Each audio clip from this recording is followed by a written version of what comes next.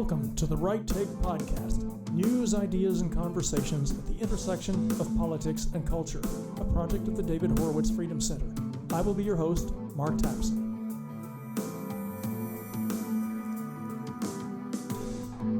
Yes, indeed. Welcome to the premiere episode number 1 of the Right Take Podcast. I am the aforementioned host, Mark Tapson. And in the inclusive spirit of how Vice President Kamala Harris introduced herself a couple of months ago at a roundtable discussion, I'm going to announce my personal pronouns. My personal pronouns are he and him, because I'm a male. And when you're male, that's pretty much the limit on your pronoun choices. He and him, that's all you get. You're not allowed to use she and her because those are for women. And you can't use they and them as your pronouns unless you have multiple personalities. Okay, now that you know where I stand on personal pronouns, thank you for joining me at The Right Take. Allow me to tell you a little about this podcast so you can know what to expect. At the outset, I mentioned that The Right Take will deal with news, ideas, and conversations at the intersection of politics and culture. What does that mean, the intersection of politics and culture? Well, it refers to all the arenas, all the spheres of life that have been politicized and weaponized by the left to further its agenda. And today that means everywhere. Every sphere of life has been politicized intentionally by the left. Every single one. Remember that feminist slogan from the 1960s or maybe 1970, the personal is the political? That was the left's declaration that everything is political, that every facet of our lives must reflect a revolutionary consciousness and activism. You know, as conservatives, we don't want politics to intrude into, much less dominate, every aspect of our lives. We want political activism out of our sports. We want it out of our entertainment. We want it out of our bathrooms. We only want to have to deal with politics and politicians to the most limited degree necessary to make sure our liberties are protected and our lives run smoothly. Not so with the left. Politics is their religion. They're as fanatical about planet saving and utopian social engineering as any religious fundamentalist, and they have succeeded over the course of the last half century or more in politicizing everything in our lives. They've inserted it into our sports, our entertainment, our bathrooms. There is no escape from it at any given waking moment. And that's part of the reason we're so divided as Americans today. There's no neutral space where we might be able to come together and remind ourselves that politics and ideology aren't everything there is to life, that there are other things to talk about and engage in as part of our shared humanity. There's no rest area for us to pull over in and take a break. Nowhere to be free of the relentless political conflict that the left pushes because they are on a revolutionary mission to the death. As my friend the writer Michael Walsh is fond of pointing out, and I'll have him on as a guest in an episode very soon, the left never stops, they never sleep, they never quit. And therefore, neither must we. And that's what this culture war is all about. The cultural realm is where the most titanic political struggles are taking place now. As the late, great Andrew Breitbart often used to say it with me, politics flows downstream from culture. Unlike the right, the left has understood that for many decades, and that's why they went from marching in the streets in the 1960s to making their long march through the institutions, a phrase that originated, if I remember right, with the Italian communist Antonio Gramsci in the early 20th century. He's one of the theorists who is actually at the root of our current culture war. And that's why the left essentially owns the culture now, from the entertainment industry to the news media to academia, and it's why we on the right are playing catch-up. You know, for all the talk about the culture war that's raging in the United States, our side actually lost that war long ago. We're not in a position to be waging a war as equal combatants. We're only in a position now to be waging a culture insurgency, or to, as an alternative, to carve out our own parallel culture. And for various reasons, I believe we have a gathering momentum on our side now about that issue. So there is reason to be not only optimistic, but exhilarated about this conflict. You know, there's a certain pessimistic streak in conservatism because we, unlike the left, we don't operate from a utopian worldview. We recognize the realities and the weakness of human nature, And so some conservatives look around at what seems to be a Western civilization in decline, an America in decline, and they say, well, it's over. Freedom and liberal democracy had a good run, but all good things must come to an end, and there are just certain inherent contradictions in liberal democracy that lay the groundwork for its own downfall. I don't have any patience for that kind of defeatism. Let's fight, for God's sake. Put on the full armor of God, as the Bible says, so that when the day of evil comes, you may be able to stand your ground. Well, friends, the day of evil is here. And I use that biblical reference because, make no mistake about it, we are engaged not just in a culture war, but in a spiritual war. And for some people, that sounds a little melodramatic or hokey. And I would ask those people to take a look around at what is happening in this country and in the world at large, and tell me we are not facing the powers of darkness. The Russian dissident Alexander Solzhenitsyn once said that all the horrific things that had befallen his country since the 1917 Communist Revolution were because men had forgotten God. I think it's valid to say that the West today has not only forgotten God, but that we've tried to take God's place. We're in a secular age of declining traditional faiths, and when faith declines, political religions and a religion of the self fill that void. As a culture, we have rejected the conservative values of the true, the good, and the beautiful, and we've substituted the false, the evil, and the ugly. Faith in God is the force that binds together a community, a nation, a civilization. More than that, it binds the human and the divine. And when we break off that bond, in other words, when we believe that we and not God are the ones we have been waiting for, to paraphrase Barack Obama, then society will disintegrate too, into meaninglessness, chaos, and an empty hedonism masquerading as personal freedom. Faith gives us the humility to recognize that we are flawed and fallen creatures, that our impulse to engineer our own heaven on earth will always end in misery.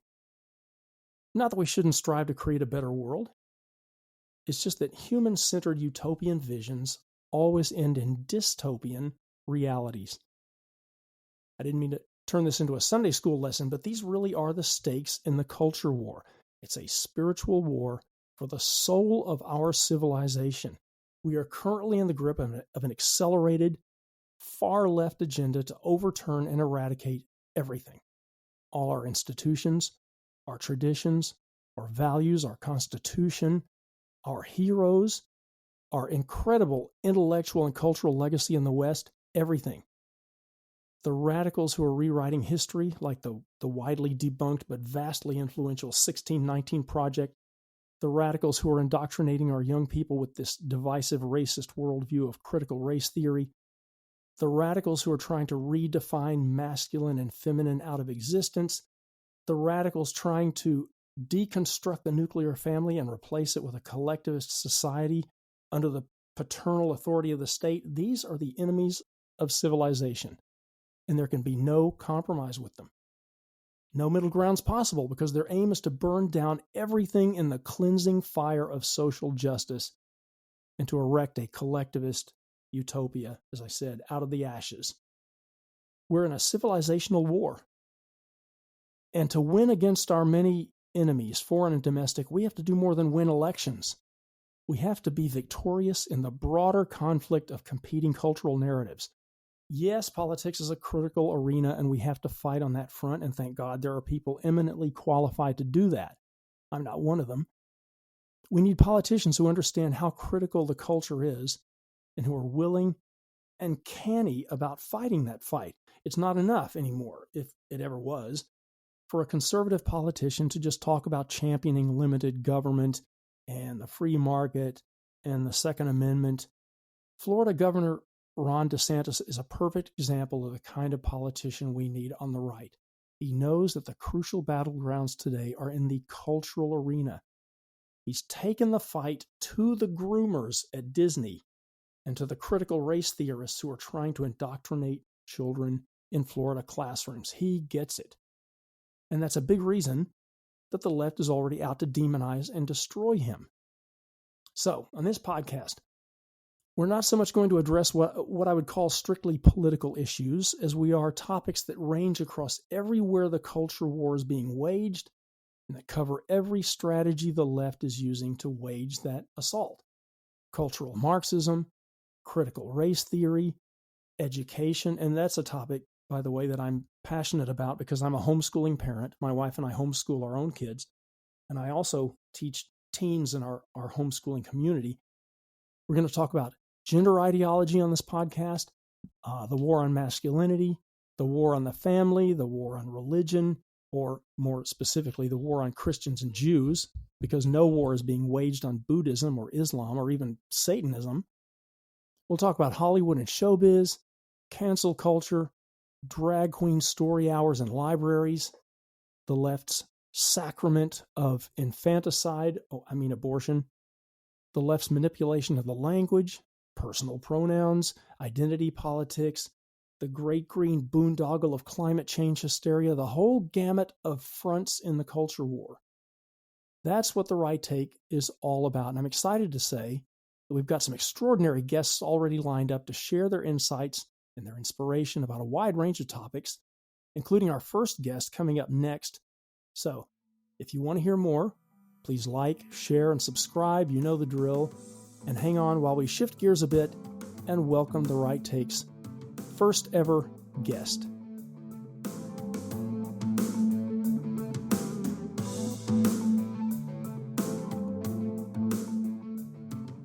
Heather McDonald is the Thomas W. Smith Fellow at the Manhattan Institute, a contributing editor of City Journal and a New York Times best-selling author.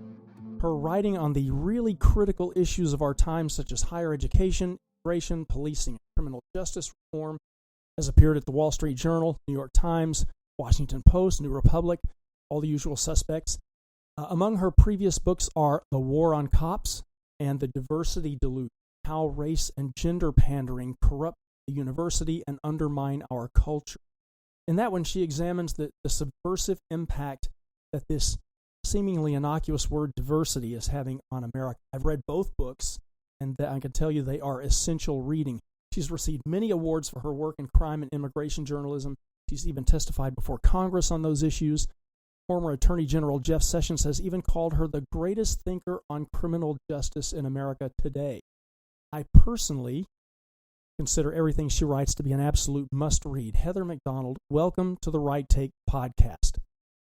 Well, it's a pleasure to be with you, Mark, and congratulations on your new podcast. Thank you. It's a genuine honor to have you on. If we could start by talking about your book, The Diversity Delusion, which was published in 2018. The left, has made the word diversity and its close friends equity and inclusion into pretty much household words, and they sound very harmless, very innocuous. Who could be opposed to diversity, equity, and inclusion? But those words actually have more politically charged meanings in a social justice context, don't they? Equity, for example, means not equality, but discrimination. It means present discrimination to atone for past discrimination. So when the left says diversity, what do they mean? Well, the real meaning, Mark, of diversity is racial preference. Diversity means, if you have a diversity regime, it means that you have concluded that any meritocratic colorblind standards that have a disparate impact on so-called underrepresented minorities, Black and Hispanic, are per se racist. And you are going to discard those standards, whether it's, let's say, SAT scores for college admissions or medical college admission tests for medical school admissions. You're going to discard that objective colorblind test of achievement in favor of racial preferences. Given the vast academic skills gap that exists in this country, the average Black 12th grader reads at the level of the average white 9th grader.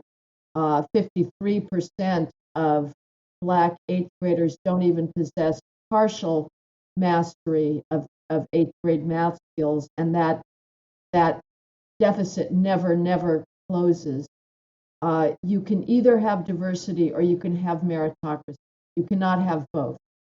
So any institution that tells you it's celebrating diversity is telling you sotto voce, and will never admit this explicitly, that it has discarded colorblind standards and has lowered those standards in order to racially engineer a diverse population, whether it's student body, faculty, researchers in a science lab, lawyers in a law firm, bankers in a bank, engineers at a big tech firm, on and on. That is what it always means.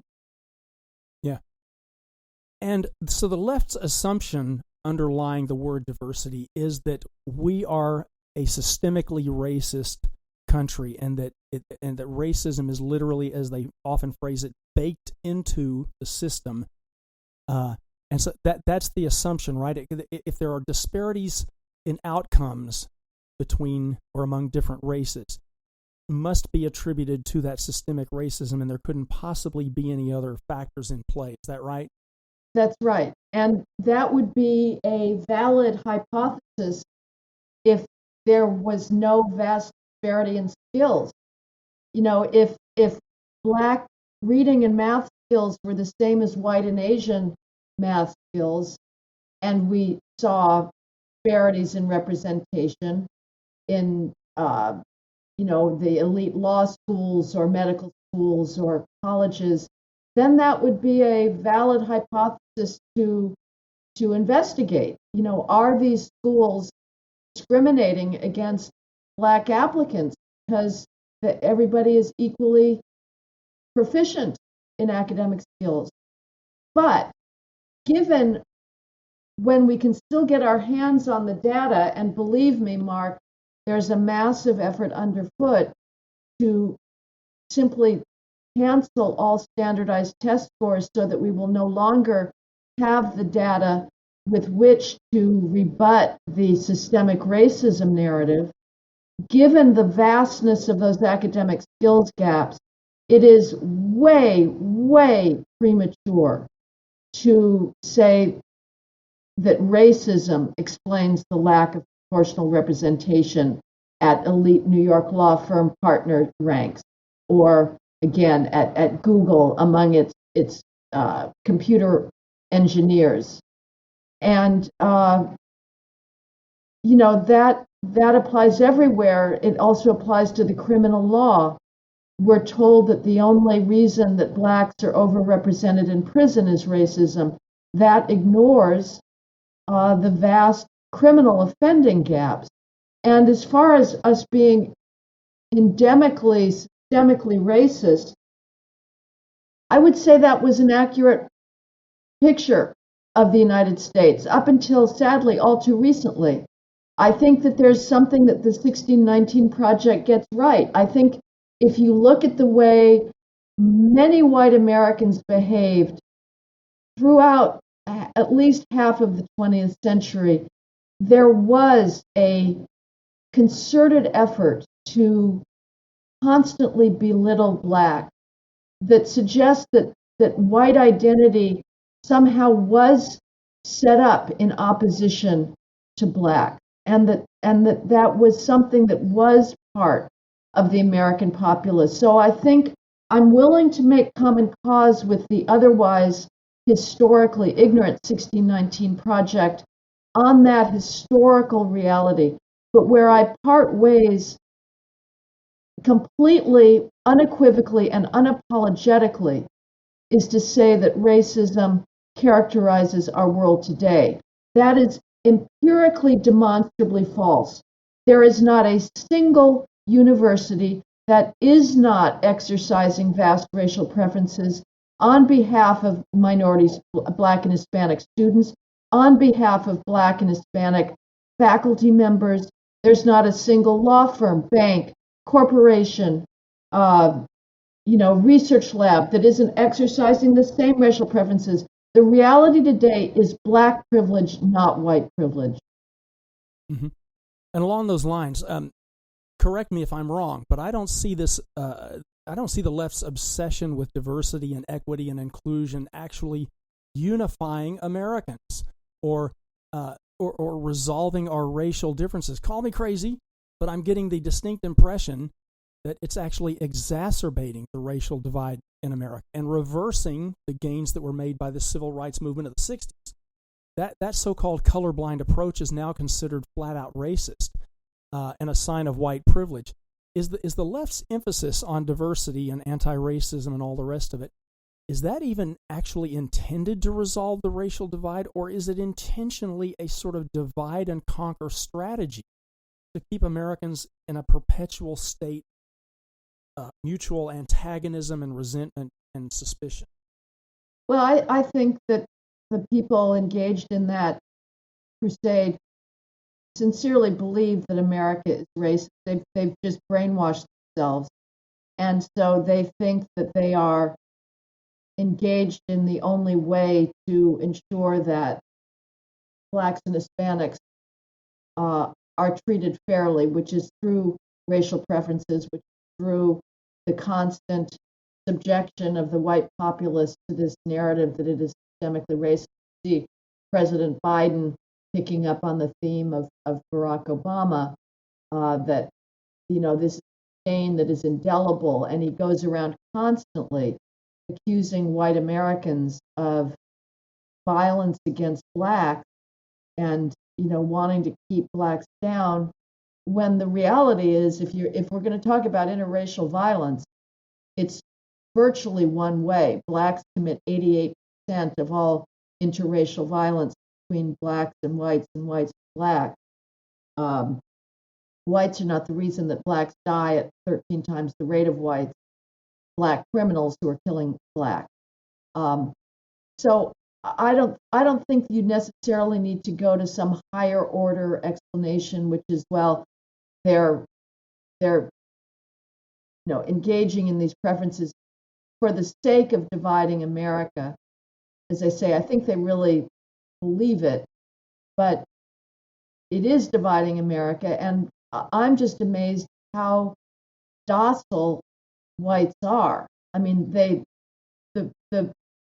prime example, as far as I'm concerned, is Joe Biden's inaugural speech as president, that was hailed across the political divide as unifying. It was hailed as unifying not just by CNN and the New York Times, but by a Wall Street Journal columnist, a conservative columnist, Ben Shapiro, sort of mocked it as being so saccharine. But it was anything but unifying. The theme of it, in part, was white supremacists and these awful white people. And whites are so used to being accused of racism, they just hang their heads low and promise to do better next time around. At least the elite whites are doing that. I don't know how much longer, though, if they're hearing it, sort of middle American whites are going to put up with this. And I also don't know how much longer white male sons are going to, and their parents are going to put up with it, because it is the case that if you're a white male student hoping to get into professions or getting into graduate schools, you are the last on the totem pole, no matter how good your grades are and how much you've accomplished as a student and what your academic record is. You are still going to be regarded as a pariah, and you will be accepted only, after they've filled their diversity quotas. So I don't know if whites are indefinitely willing to cop to phantom racism, or if at some point there will be some kind of revolt against this anti-racism disparate impact ideology.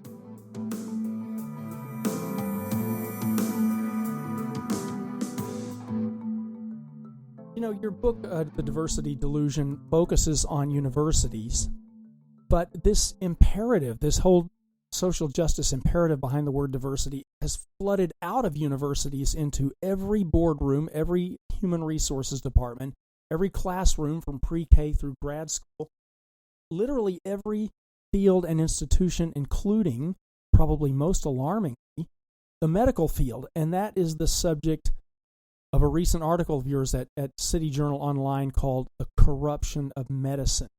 In that piece, I just want to read a short passage from it real quickly. In that piece that you write, in that piece you write, virtually every major medical organization has embraced the idea medicine is an inequity-producing enterprise.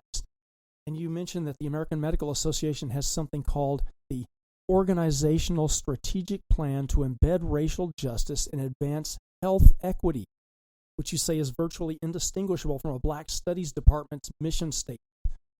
You also write that anti-racism advocacy has become a core component of medical education. Heather, what is happening in the field of medicine? Because I don't think anyone knows about this. It's horrible. It's absolutely horrible. And what's so incomprehensible to me is that the medical leaders, the deans of medical schools, the head of the American Medical Association, the American Association of Medical Colleges, they're all on board this phony narrative that medicine is shot through with systemic racism. That is not true, but they are willing to water down standards of medical admissions, of medical education, of medical licensing. They're willing to encumber scientific medical research with reams of diversity red tape that is taking researchers' time away from trying to find a cure for cancer or Alzheimer's disease. It's a complete sellout, and many doctors know this, but they're all cowards and terrified of losing their jobs, and so they keep their heads down. The few people who have spoken out, whether it's against racial preferences in medical school admissions or getting rid of objective measures of accomplishment, like they've gotten rid of the grades for the first step in the medical licensing exam, so-called Step 1, which is taken at the end of the second year of medical school to test students' absorption of basic scientific concepts about the body and cells and metabolism and pathology. They've gone pass-fail for Step 1 because it's the usual reason: it has disparate impact on Blacks and Hispanics. And those doctors and professors who have spoken out against this watering down of meritocratic standards have found themselves stigmatized. They've lost positions. They're absolute pariahs. Their colleagues won't talk to them. It's really stunning. And just as the disparate impact crusade in law enforcement has resulted in us not enforcing the law and thousands more Black lives being taken, the disparate impact diversity crusade in medicine will eventually end up, as in engineering, taking lives, jeopardizing lives, because we are passing people along who are not as qualified as their peers, and we're covering that up because we want to pretend that there are no academic skills gaps. How do we push back against that kind of narrative? I mean, you mentioned that the faculty members or students who dare suggest that maybe A, none of this is relevant to medicine, or B, that these so-called systems of power and privilege and oppression don't exist in America today. How do we push back against that kind of narrative if these faculty members and students are being ostracized best, and if that's sort of the narrative being promoted by academia and the media and in the medical field itself? How can we resist this movement? It's very hard, and I'm just submitting a manuscript for my next book, which is called The Dangers of Disparate Impact, which is on this very topic. And I was going to ask you actually what at the end of the interview, I was going to ask you if you could give us a foretaste of what you're working on now. So that I'm glad to hear you've got another book in the pipeline. Yeah, and one is always asked, well, what's the solution? And it's sort of a journalistic expectation genre. You've got to come out with positive proposals. And I'm often sort of skeptical. I tend to be somewhat fatalistic about this, but I scratch my head. I mean, there's different ways of answering that. I know what has to happen. That's different than how it happens. What has to happen is a relentless countering of the racism narrative with the facts of the academic skills gap. Every time they point to the lack of proportional representation in an institution and say that's because of racism, I or somebody else, and I do it, I've got the ability to do that. I'm going to come back with the facts on either the crime gaps or the skills gaps that are a much better explanation for racial disparities than racism. But how you do that more broadly when you've got this massive fear factor is very hard. And, I propose something in this book which is pretty wan. It's not very robust, but just maybe, if there was a large membership organization of people who believed in colorblind standards, who believed that watering down merit, whether it's in engineering or medicine or biology or classical music or art or literature, is not a way to keep civilization going.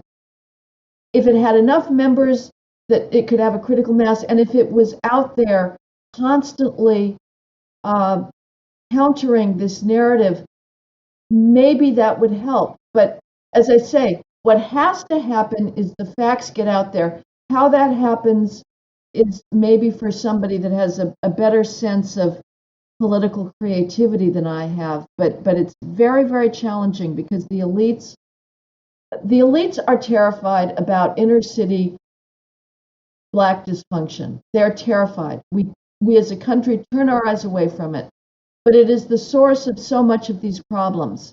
You have a just viciously anti-achievement ethic in the Black inner city, the anti-acting white ethic that scorns academic effort. You have a ruthless indifference to life, as the dozens of drive-by shootings that occur every day in America, taking dozens of Black lives every day in America, as the beatings, as the lootings, as the stompings on these elderly Asians show. It's a culture of complete cruelty and savagery, and nobody knows what to do about it at this point. And so we're turning our eyes away from it and pretending that white supremacy is the problem. It is not the problem. That is not what's holding Blacks back today. What's holding Blacks back is a culture that does not value achievement and hard work. And of course, there are lots of people who do, both in the inner city and elsewhere, that are law-abiding, that are raising their kids right, that want the police, that understand the need for law and order, that are trying to run businesses. They deserve our support, but they're not the ones that are put forward by the media. Instead, the media is always celebrating dysfunction and victimhood. In terms of fighting back with facts and statistics, as you mentioned, since you've written this article about the corruption of medicine, well, let me back up. I know that in the past, when you have spoken to college audiences about the hot-button issues of crime and policing, like you just mentioned, or campus sexual assault, or the problems with diversity, your very impressively marshaled array of facts and statistics has been met with outrage and disruption in the audience to silence you because you're challenging the narrative that must not be questioned, especially not questioned with facts and statistics, which seem to just drive the other side wild. Have you had a chance to speak publicly to campus audiences, since you've written that article about medicine, about that topic, and are you getting the same kind of resistance? No, I haven't spoken, and it just came out in the last 2 weeks or so. But you're absolutely right, Mark. I mean, it's remarkable. The facts don't matter. The effort to spin them, to ignore them, and that's truly disheartening, because if there's no ability to use facts to make an argument, then there's no making argument. There's brute force, and that's not a way that a civil society can proceed without violence. So I don't know. I have to say I'm not optimistic, at least in the near future, because I just see I've been writing about the corruption of our civilization, of academia, of our respect for great literature, great music, great art for decades, and nothing has improved. It's only gotten worse. The know-nothingism of universities, and I'm not speaking only of the students, but they're bad enough, but the faculty themselves just gets worse and worse. And the post-George Floyd hysteria took over all elite institutions in this country, all of them using their own professions, whether it's law or medicine or classical music, of racism, has just been extraordinary. So again, I leave it to people who are wiser in political organizing and knowing how to leverage things to figure out a way out of this. If I were determined to be optimistic, there's the little rays of light like Glenn Youngkin and DeSantis that are pushing back against the racism narrative to a certain extent, but much more needs to be done. Yeah, I think one of the things it's going to take is politicians like DeSantis who talk about more than just limited government and defending the Second Amendment, that they really understand the culture war and they're willing to fight in that arena. And that's the kind of politician we're going to need to focus on, at least to fight this battle on the political front.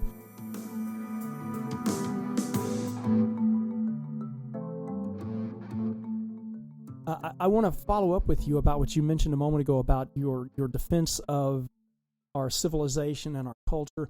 But first, let me back up again to your article about medicine. I just want to note some of these things, a couple of points you bring up, which I think are just astounding.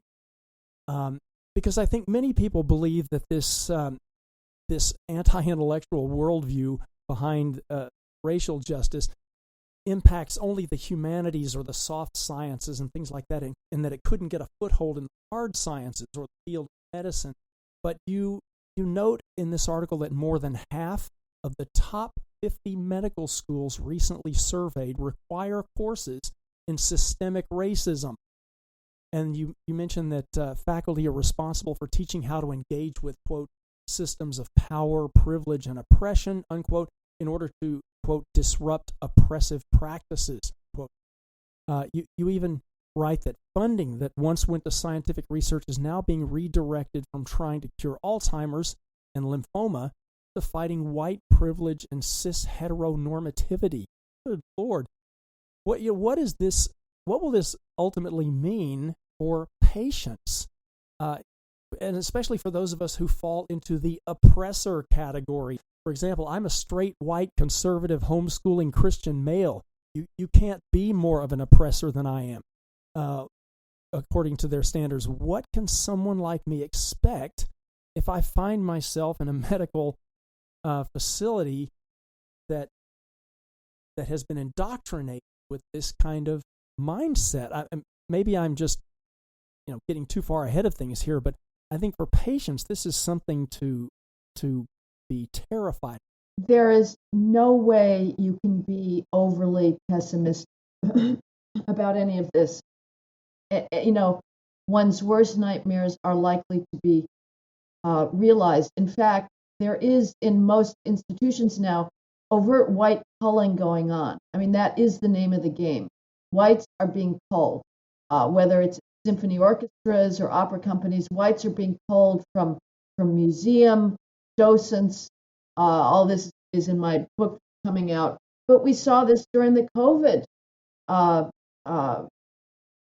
hysteria, where time and time again, various public health authorities, whether the federal government or state public health authorities, decided that they were not going to prioritize vaccines to the most vulnerable population, which is the elderly, because the elderly are disproportionately white. There's the age distribution is different among whites than it is among underrepresented minorities.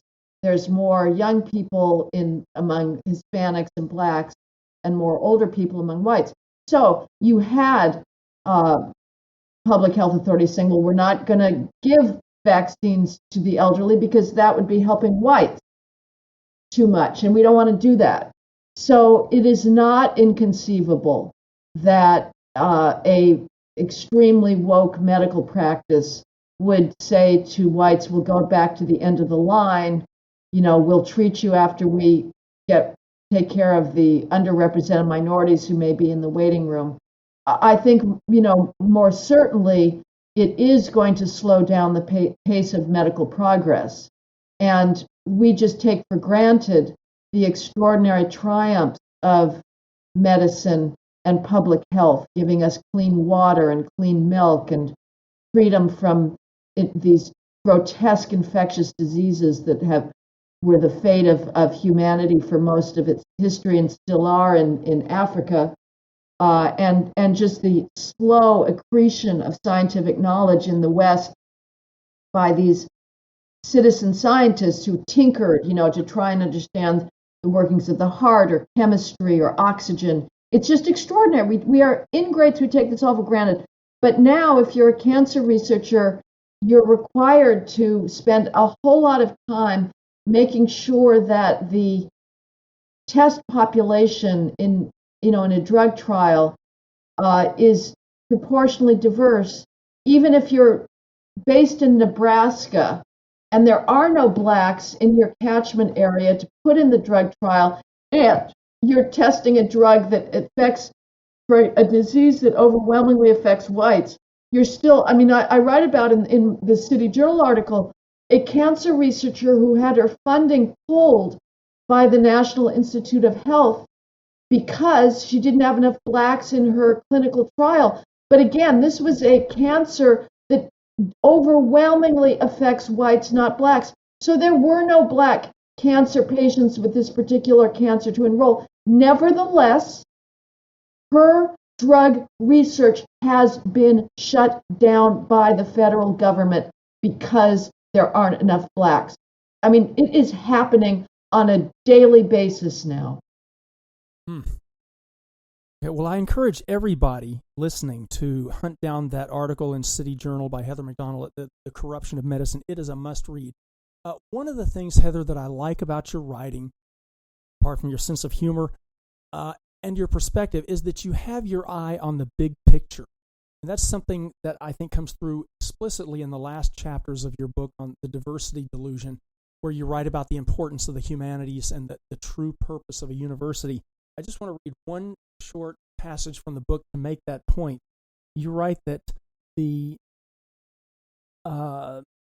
characteristic academic traits of our time are narcissism, an obsession with victimhood, and a relentless determination to reduce the stunning complexity of the past to the shallow categories of identity and class politics. Sitting atop an entire civilization of aesthetic wonders, the contemporary academic wants only to study oppression, preferably his own. And then you go on to say, you want to talk about the importance of what you call the constant sophisticated dialogue between past and present that is the defining feature of Western civilization. What are the ramifications of universities silencing that dialogue and neglecting to transmit the incredible intellectual and artistic legacy of our civilization to the next generation? Human beings that have no clue about what it means to be human. The inheritance of literature and of art and of music is to allow us to escape our petty, ignorant, narrow selves and live in a world of understanding, of experience far broader than our own. The great novelists past understood whatever, that their identities is irrelevant. Their understanding of sexual yearning, of jealousy, of power, of loss, of sadism and generosity and competition is just extraordinary. And they give words to feelings we may somehow have inchoately felt, but that allow us to understand what it has meant to be human, the differences in human civilization, which can be stunning, completely different ways of organizing family, of organizing village life, authority. as well as the similarities. And if you don't know that, you have lived a life of shallowness. And I have conservative friends that do not have much knowledge of the humanities, and I'm sorry for them. Knowing the history of art gives you a visual map of how human sensibility changed. I think the evolution of style, whether it's in the visual arts or in literature, in how language is used, or in music, is one of the greatest dramas in human history. It's as dramatic as the evolution of nations, or who fights and wins and loses wars, because all this stylistic evolution from, say, medieval romance and allegory to the evolution of pastoral poetry, and then the realistic novel in the 19th century, going over the Augustan period with its satire and highly ornate verse. These are all different ways that the geniuses among us discovered and developed to give expression to human passion and sorrow. And if you don't know that, you're living in a very, very shallow world. And to be perfectly honest, I feel sorry for you. And it is not too late. Go out there, get yourself, civilization, get yourself the great courses, start reading, start studying art, start listening to music, because you're going to die. We're all going to die. And we have a very finite time on earth to immerse ourselves in the greatness of the past. And I wonder, we see now with the females, young females, just in an utter breakdown in our culture now, with all of the starting out first with the eating disorders, then the cutting, and now the trans hysteria, which is total social contagion, and is based on the revulsion of the flesh, which is a centuries-long, millennia-long instinct that humans have had.